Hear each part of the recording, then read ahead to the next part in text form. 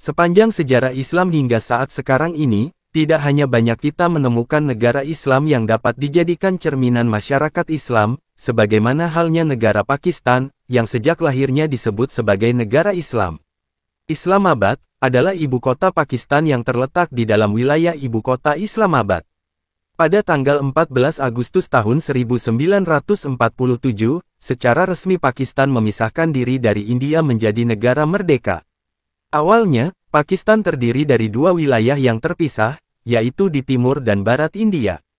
Namun, karena ketidakpuasan rakyat Pakistan Selatan atas pemerintahan pusat, akhirnya Pakistan Selatan memisahkan diri dan membentuk negara Bangladesh pada 1971.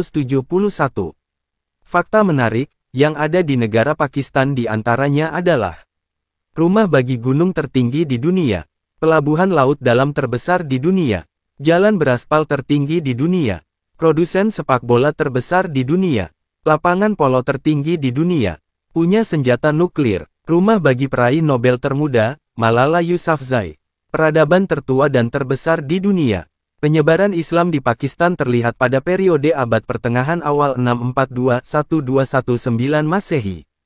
Dalam periode itu, pendakwa Sufi memainkan peran penting untuk menjadikan mayoritas pemeluk Buddha dan Hindu sebagai pemeluk agama Islam. Sebelum menjadi negara yang merdeka, India dan Pakistan merupakan satu negara yang pernah dijajah Inggris selama puluhan tahun lamanya. Pakistan dan Indonesia merupakan dua negara bersahabat, yang memiliki berbagai potensi kerjasama, tidak hanya dalam perdagangan, tetapi juga di bidang penelitian dan pendidikan. Pakistan sudah lama terkenal sebagai negara dengan tingkat keamanan yang rendah. Selain adanya isu politik, negara ini pun terletak berdekatan dengan Afghanistan. Sedangkan, Pakistan memiliki garis pantai sepanjang 1046 km 650 mil, sepanjang Laut Arab dan Teluk Oman dan perbatasan darat sepanjang 6774 km 4209 mil, secara total, 2430 km 1510 mil, dengan Afghanistan, 523 km 325 mil, dengan Tiongkok, 2912 km 1809 mil, dengan India dan 909 km 565 mil, dengan Iran. Sialkot yang terletak di Pakistan, adalah produsen bola sepak terbesar di dunia.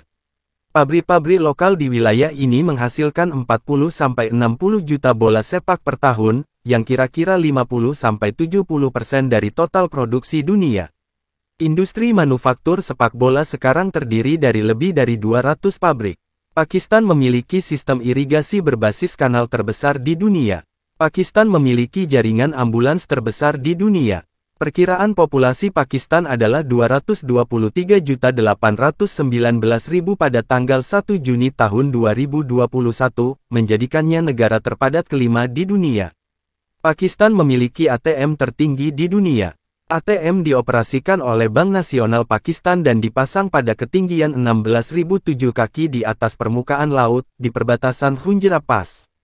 Karachi, kota terbesar di Pakistan, adalah pusat keuangan sekaligus rumah bagi hampir 17 juta orang. Ia juga memiliki pelabuhan utama. Karachi adalah ibu kota pertama Pakistan setelah kemerdekaan dan tetap demikian sampai ibu kota dialihkan ke Rawalpindi pada 1958. Ratu Elizabeth II adalah Ratu Pakistan sampai tahun 1956. Dan mantan Presiden AS Barack Obama mengunjungi Pakistan pada tahun 1981.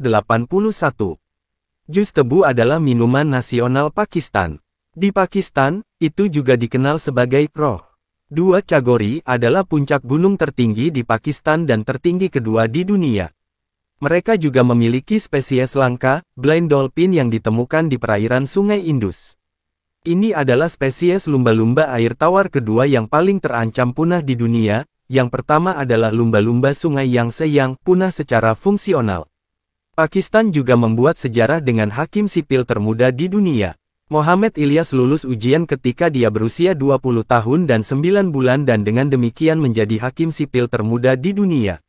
Tambang garam Huwera, di Pakistan adalah tambang garam terbesar dan tertua kedua di dunia.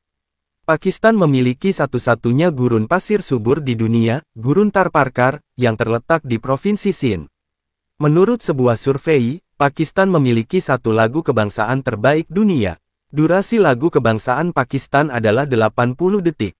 Penduduk Pakistan adalah orang paling cerdas keempat di dunia, menurut hasil jajak pendapat yang dikumpulkan dari 125 negara oleh Institute of European Business Administration. Koleksi ilmuwan dan insinyur terbesar ketujuh di dunia berasal dari Pakistan. Sistem gletser terpanjang di dunia di luar wilayah kutub, Gletser Biafo, berada di Pakistan. Bendungan bumi penuh terbesar di dunia, dan kelima terbesar berdasarkan volume struktural adalah Tarbela Dam, di Sungai Indus di Pakistan. Bendungan ini dibangun pada 1968 dan 1976. Bendungan ini setinggi 143,26 meter dan panjang 2.743,2 meter. Hutan buatan manusia terbesar di dunia berada di Pakistan, Hutan Changamanga, 12.423 hektare di daerah. Hutan manga Changa awalnya ditanam pada 1866 oleh rimbawan Inggris. Pakistan juga merupakan rumah bagi sebuah danau berbentuk menyerupai air mata. Danau ini juga terlihat seperti mata manusia dengan alis, yang menjadi terkenal selama musim panas ketika es mencair. Danau ini memiliki pulau tengah yang menyerupai iris. Pakistan juga merupakan rumah bagi Masjid Kubah tunggal terbesar di dunia, Masjid Tuba. Masjid ini terletak di Karachi, Sindh, Pakistan. Chandrat merupakan tradisi di Pakistan di mana orang-orang berkumpul di luar rumah. Mereka melakukan aktivitas tersebut untuk merayakan malam terakhir Ramadan. Pada momen itu, orang-orang akan berbelanja pakaian baru dan makanan khas untuk dimakan bersama keluarga dan teman-teman. Hari perayaan Idul Fitri di Pakistan juga dikenal dengan nama Choti atau Miti. Menariknya, Lebaran di negeri yang dijuluki 1000 cahaya ini dirayakan selama 3 hingga 4 hari. Tradisi Lebaran di Pakistan diawali dengan mempersiapkan menu Lebaran, seperti sir hurma dan juga kebab. Hidangan tersebut tersaji spesial ketika momen Idul Fitri berlangsung. Perempuan Muslim di Pakistan saat hari raya biasanya menggunakan perhiasan yang cantik, agar penampilan mereka semakin menarik di momen spesial tersebut. Mulai dari kalung, gelang, anting-anting dikenakan perempuan Muslim di Pakistan ketika momen Lebaran. Biasanya perhiasan tersebut terbuat dari kaca halus. Masing-masing suku di dunia punya tradisi yang mayoritas sangat unik dan punya nilai filosofis tersendiri. Hal ini juga yang terjadi pada suku Kalas di Paliskan. Pada suku Kalas yang berasal dari Pakistan ada tradisi yang cukup unik dan membuat publik tercengang. Diketahui pada suku ini kawin lari menjadi hal yang biasa dilakukan. Meskipun mayoritas penduduk Pakistan beragama Islam, namun suku Kalas masih menganut budaya animisme. Suku Kalas terkenal memiliki perempuan yang sangat cantik dan kerap mengenakan pakaian berwarna-warni. Mereka umumnya mengenakan jubah hitam panjang dengan aksesori manik-manik dari beragam warna. Sementara tatanan rambut wanita Kalas umumnya dikepang rapi. Sedangkan yang pria menggunakan pakaian yang sama dengan gaya populer Pakistan yakni salwar kameez. Dikenal memiliki kulit pucat dengan mata berwarna terang. Masyarakat Kalas ini mengklaim bahwa leluhurnya memiliki hubungan dengan pasukan Alexander Agung, yang menaklukkan wilayah itu pada abad keempat sebelum Masehi. Diketahui orang-orang Kalas memiliki tradisi yang dinamakan Festival Chamos. Umumnya festival ini digelar setiap tahunnya pada bulan Desember. Festival Chamos ini terdiri atas beberapa rangkaian dan dilaksanakan dalam beberapa minggu. Minggu pertama Chaumos 7-14 Desember hanya dikhususkan untuk orang Kalas. Pada momen ini gadis-gadis Kalas akan memilih mempelai laki-laki mereka.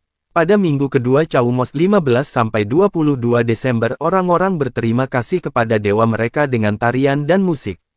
Bagian festival ini bersifat publik dan bisa diikuti oleh orang dari luar suku Kalas.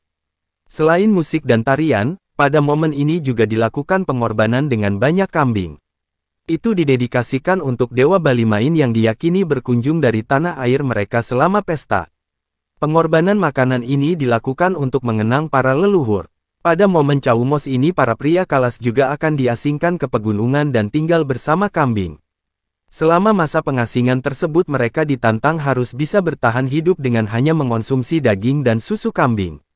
Jika lulus dalam ujian ini, para pemuda suku Kalas diperbolehkan untuk mengikuti ritual selanjutnya. Mereka disebut-sebut diperbolehkan berhubungan badan dengan perempuan desa, baik perawan maupun yang sudah berkeluarga. Tradisi ini tidak hanya berlaku pada laki-laki namun juga perempuan.